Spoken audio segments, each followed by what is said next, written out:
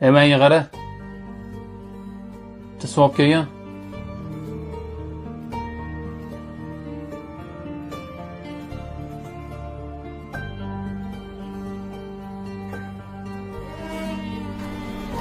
Assalomu alaykum. Alaykum assalom. Mashina sizdanmi? Alaykum. Iltimos, shunda olib tura olasizmi? Hozir bu yoqqa yuk mashina kiradi-da. Uni narsalarini tashib yuborishimiz kerak edi. Ha, bo'ldi. Rahmat.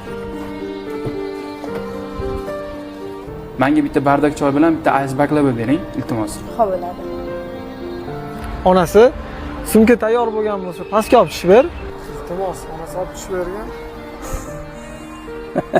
Ha, pastdaman. Xo'p. O'li xotin qo'li. Nima deganing bu? Ya ayol kishiga ham iltimos deydimi? Bittada olib tushib ber bo'ldi desang, o'lib qolasan-a sanami? Nima? Ayol kishiga iltimos qilsa, xotin qo'li bo'lib qoladimi? Конечно.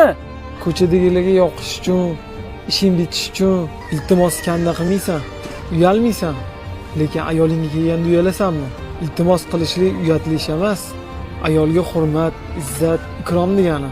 Bir og'iz ayolingga sen iltimos bilan murojaat qilgan, senga bo'lgan hurmatni qanaqa oshishini ko'rasan.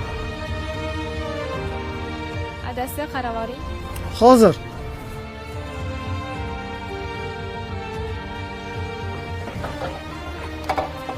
Menga bitta savob bor. Iltimos.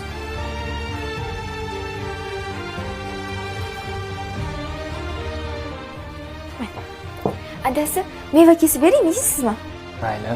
Bugun kechqurun siz yaxshi ko'rgan qattiq pishiraman, xo'p? Ikkalamizga maza qilib yeymiz. Xo'p.